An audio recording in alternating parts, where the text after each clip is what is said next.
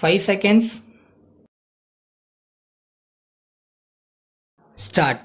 மாண்புமிகு பேரவை தலைவர் அவர்களே, அவையின் முன் உள்ள இந்த தனியார் காடுகள் பாதுகாப்பு திருத்தச் சட்ட முன்வடிவின் மீது நடைபெற்ற விவாதத்தில் பங்கெடுத்து கொண்ட மாண்புமிகு உறுப்பினர்கள் கட்சி வேறுபாடின்றி எல்லாருமே இதை வரவேற்று பேசியிருக்கிறார்கள்.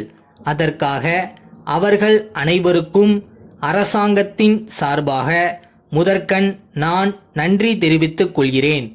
அவையின் முன் உள்ள சட்ட முன்வடிவு பற்றிய கருத்துக்களை தெரிவித்ததுடன் வனத்துறை பற்றி பொதுவான ஒரு சில பிரச்சனைகளையும் ஆலோசனைகளையும் அவர்கள் தெரிவித்தார்கள்.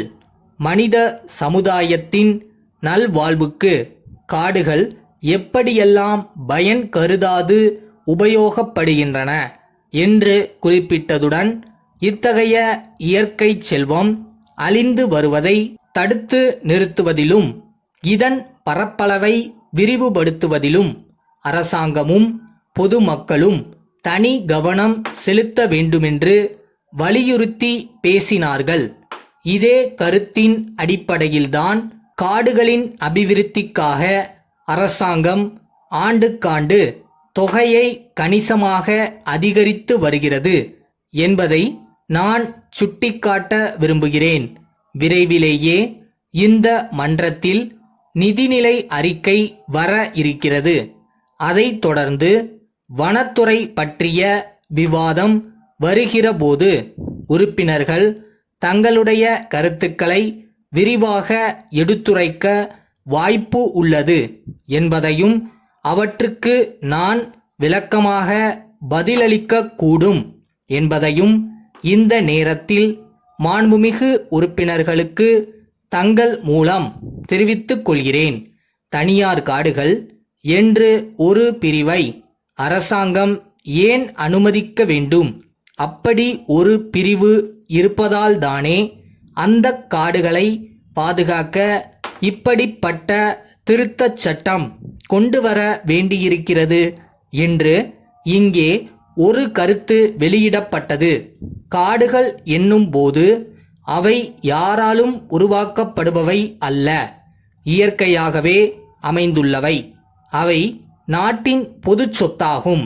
அப்படிப்பட்ட ஒரு இயற்கை செல்வம் தனியாருக்கு சொந்தம் என்று இருப்பது அடிப்படை நியாயத்திற்கே முரணானதாக இருக்கிறது.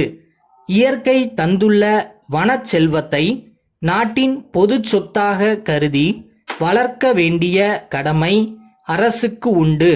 தனியார் காடுகள் ஆங்காங்கு தீவுகளைப் போல் அரசாங்க காடுகளின் மத்தியில் சிற்சில இடங்களில் இருப்பது பல முறைகேடுகளுக்கு வாய்ப்பாக அமைந்து விடுகிறது. இதையெல்லாம் கருத்தில் கொண்டுதான் தனியார் காடுகள் என்ற ஒரு பிரிவு நம்முடைய மாநிலத்தில் இருக்க வேண்டுமா என்பதை பற்றி நம் அரசாங்கம் தீவிரமாக பரிசீலித்து கொண்டிருக்கிறது என்பதை தெரிவித்துக் கொள்கிறேன். சந்தன மரங்களை தனியார் சிலர் தங்கள் பட்டா நிலங்களில் வளர்ந்ததாகச் சொல்லி பக்கத்தில் அரசாங்கத்திற்கு சொந்தமான கோடிக்கணக்கான ரூபாய் மதிப்புள்ள மரங்களையும் வெட்டி எடுத்துக்கொண்டு போய் பெரும் பயன் அடைகிறார்கள். இதை தடுப்பதற்கும் அரசாங்கம் உரிய நடவடிக்கை எடுக்கும் என்று உறுதி கூறிக்கொண்டு இந்த சட்ட முன்வடிவை ஒருமனதாக நிறைவேற்றி தர வேண்டுமென்று வேண்டி கேட்டுக்கொள்கிறேன். கரூரிலுள்ள வாசுகி கைத்தறி நிறுவனத்தின் மேலாளர் மேலூரிலுள்ள வெண்ணிலா வணிக நிலையத்தாருக்கு எழுதும் கடிதம். அன்புடையீர், அண்மையில் வர இருக்கும் தீபாவளி திருநாளையொட்டி தங்களுக்கு தேவைப்படும் கைத்தறி துணி வகைகளுக்கான தேவைப்பட்டியல் இணைக்கப்பட்ட கடிதம் கிடைக்கப் பெற்றோம். நன்றி. அதில் குறிப்பிட்டுள்ள துணி வகைகள் அனைத்தும் நேற்றைய தினம் லாரி மூலம் தங்களுக்கு அனுப்பப்பட்டுள்ளன. அவற்றுக்கான பொருள் விவரப்பட்டி லாரி சீட்டு மற்றும் முன் பணத்தொகை 10,000 ரூபாய்க்கான பற்றுச்சீட்டு இத்துடன் இணைக்கப்பட்டுள்ளன. சரக்குகள் நல்ல நிலையில் வந்து சேர்ந்த விவரம் தெரிவிக்கவும். பொருள் விவர பட்டியில் கண்டுள்ள தொகையிலிருந்து முன் பண தொகையை குறைத்து கொண்டு பாக்கி தொகைக்கான காசோலையை விரைவில் அனுப்பி வைக்க வேண்டுகிறோம்.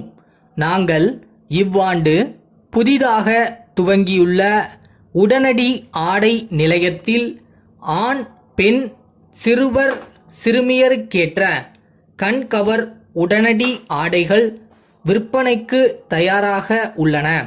அவற்றின் ஒரு சில மாதிரிகளை தங்களுக்கு மற்ற சரக்குகளுடன் சேர்த்து அனுப்பியுள்ளோம். அவற்றை கண்ணுற்று தங்கள் தேவையை தெரிவித்தால் உடனடியாக அனுப்பி வைக்கக்கூடும். தங்கள் நம்பிக்கையுள்ள